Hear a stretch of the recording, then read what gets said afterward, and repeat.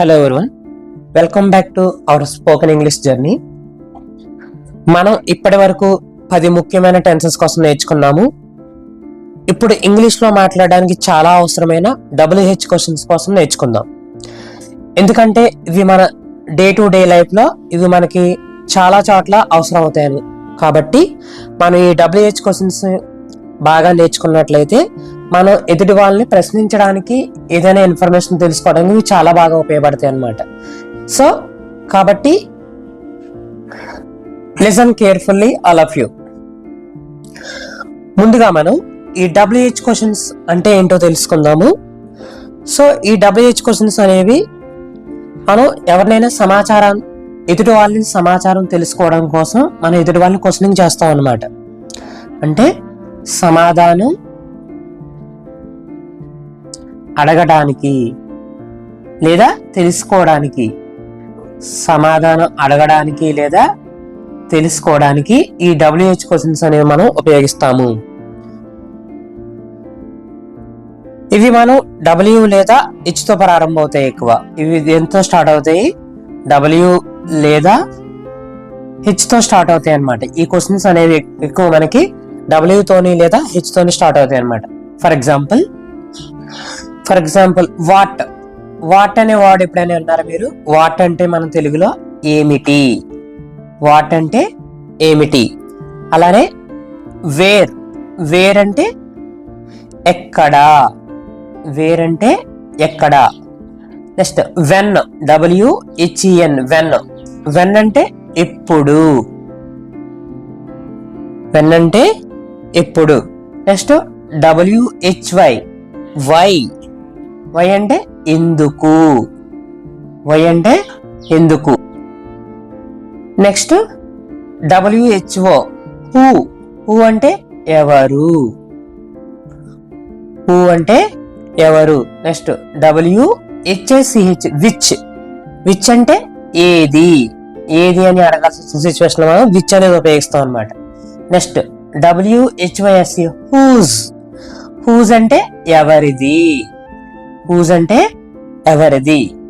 Next HOW, how అంటే ఎలా.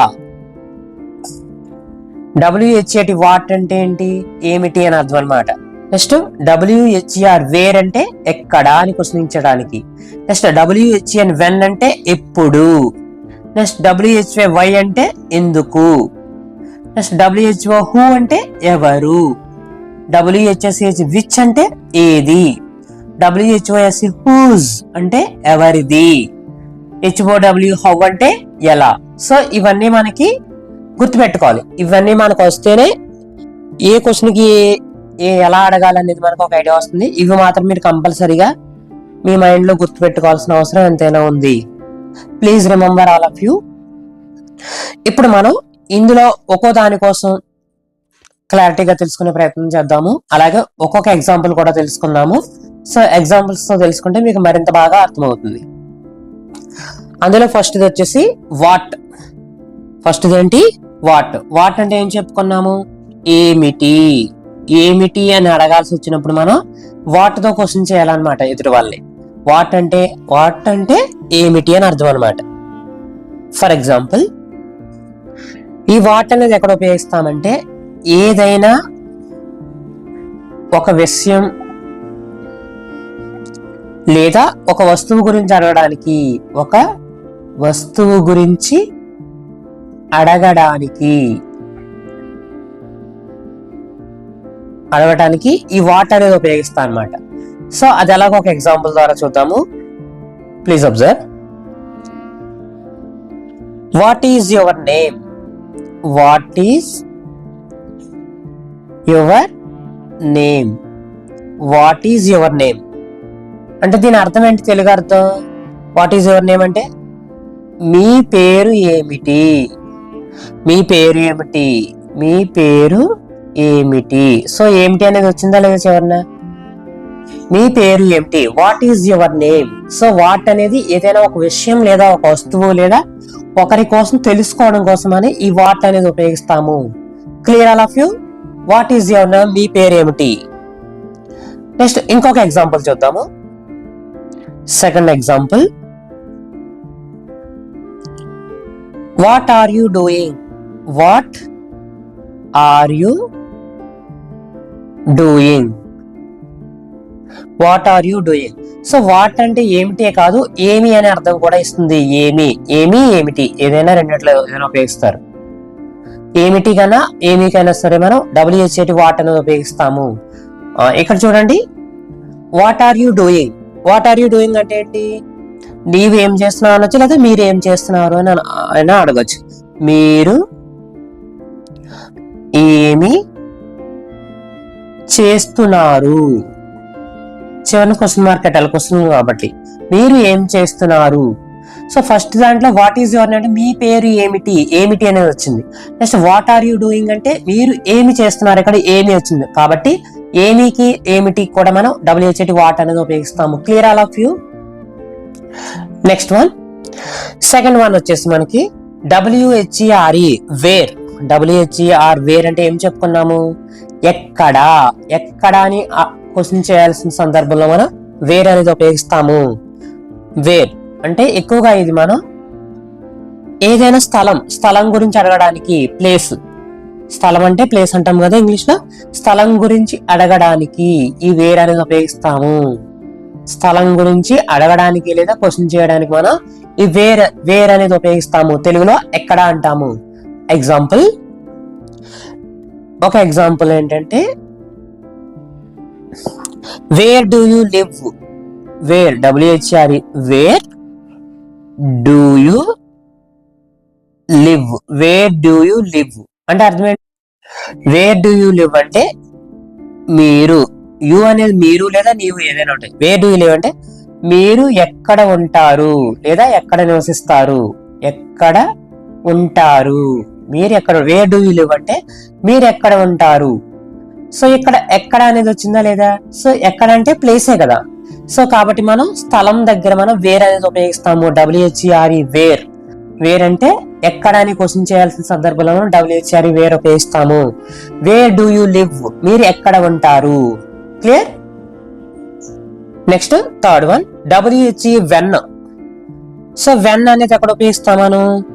When అంటే ఎప్పుడు. సో మన తెలుగులో ఎప్పుడు అనేది ఏం ఉపయోగిస్తాం? టైంకి సంబంధించి కదా, ఎప్పుడు. సో వెన్ అనేది ఉపయోగిస్తామంటే సమయం గురించి తెలుసుకోవడం కోసం మనం వెన్ అనేది ఉపయోగిస్తాము. సమయము, ఇంగ్లీష్ లో టైం అంటాం కదా, సమయం గురించి ప్రశ్నించడానికి లేదా అడగడానికి మనం ఈ వెన్ అనేది ఉపయోగిస్తాము. వెన్ అంటే ఎప్పుడు అని అడగాల్సిన సందర్భంలో. సో ఎప్పుడనే మనం తెలుగులో ఎప్పుడు ఉపయోగిస్తాం? సమయం, టైం చెప్పడం కోసం. ఒక ఎగ్జాంపుల్ చూద్దాం. ఒక example, when will you come? When will you come? When will you come అంటే అర్థం ఏంటి? వెన్ విల్ యూ కమ్ అంటే మీరు ఎప్పుడు వస్తారు, మీరు ఎప్పుడు వస్తారు.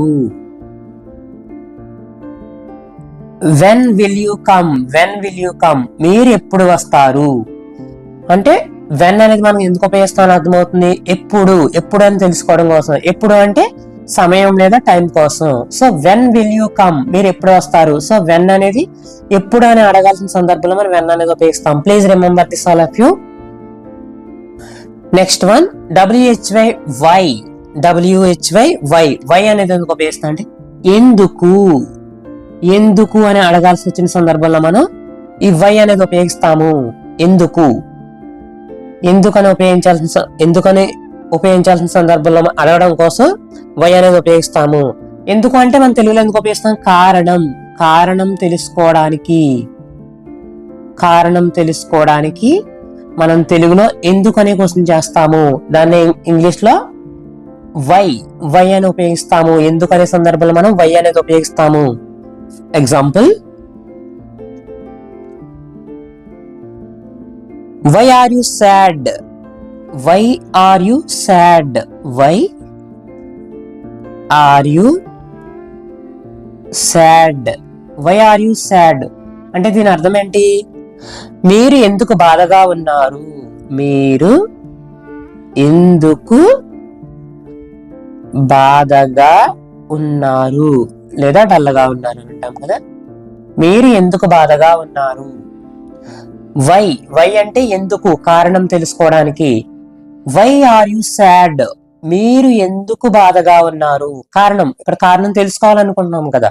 మీరు ఎందుకు బాధగా ఉన్నారు అంటే why, why are you sad, why are you sad. So why అనేది మనం కారణం తెలుసుకోవడం ఉపయోగిస్తాము.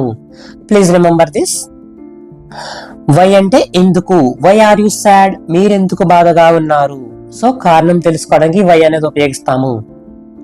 Next one WHO who, WHO who.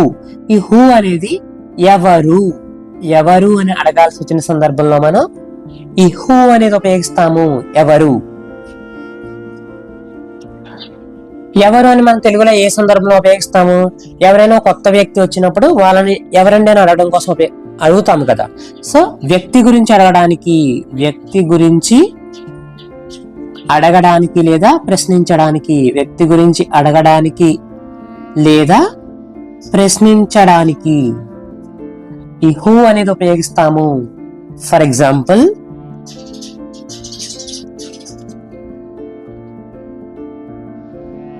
Who is he లేదా who are you, who are you, who are you. Who are you అంటే తెలుగులో ఏంటి? నీవు ఎవరు, నీవు ఎవరు. హూ ఆర్ యు, నీవు ఎవరు. సో ఎవరు అని తెలుసుకోవాల్సిన సందర్భంలో మనం WHO హూ అనేది ఉపయోగిస్తాము. నీవు ఎవరు. Okay, next another example, who called you, who called you, who called you. Who called you అంటే మీకు ఎవరు ఫోన్ చేశారు, మీకు ఎవరు ఫోన్ చేశారు.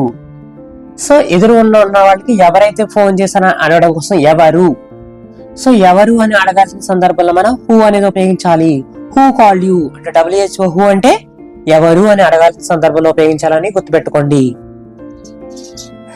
Next sixth one which, WHICH which. So which అనేది ఏది అని అడగడం కోసం, ఏది, విచ్ అనేది ఏది అని అడగడం కోసం ఉపయోగిస్తాము.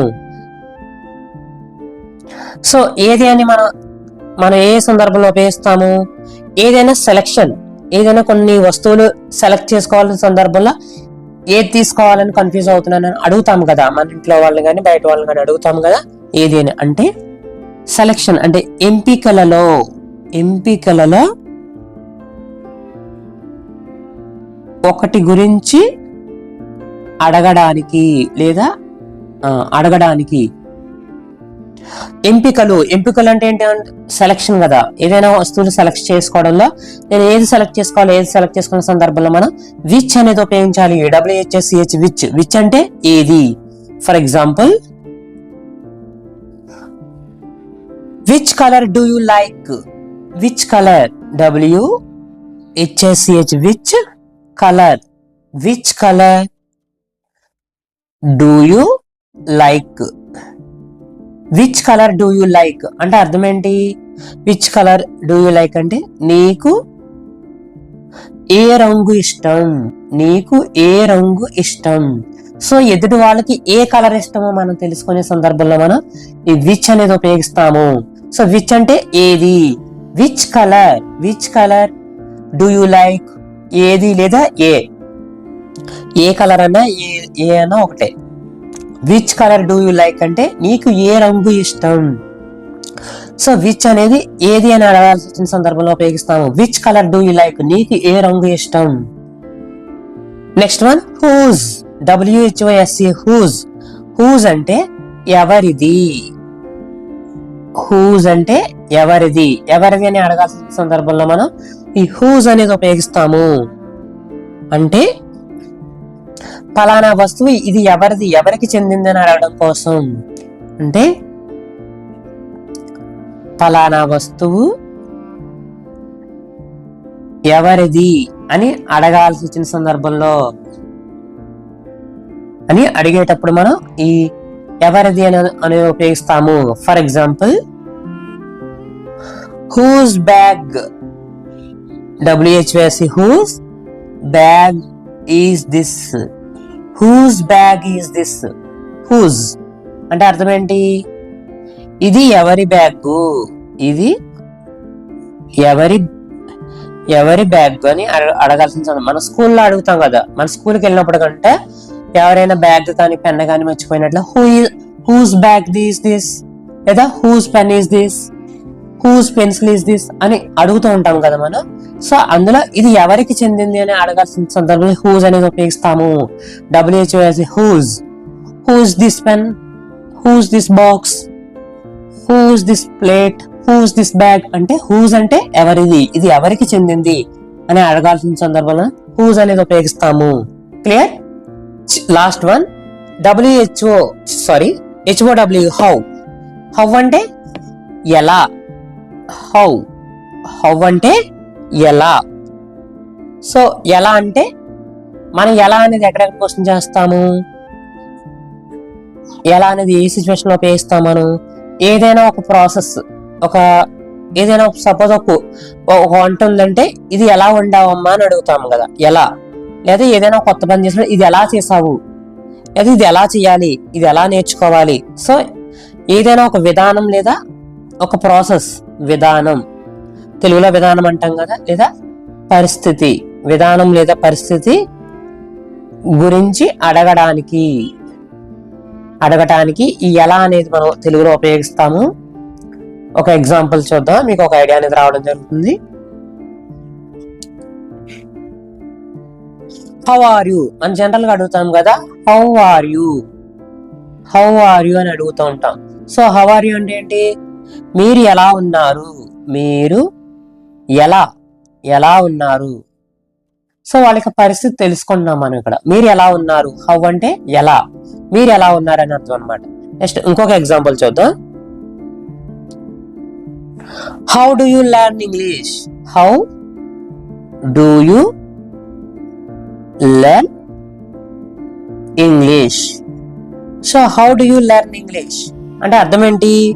మీరు ఇంగ్లీష్ ఎలా నేర్చుకున్నారు,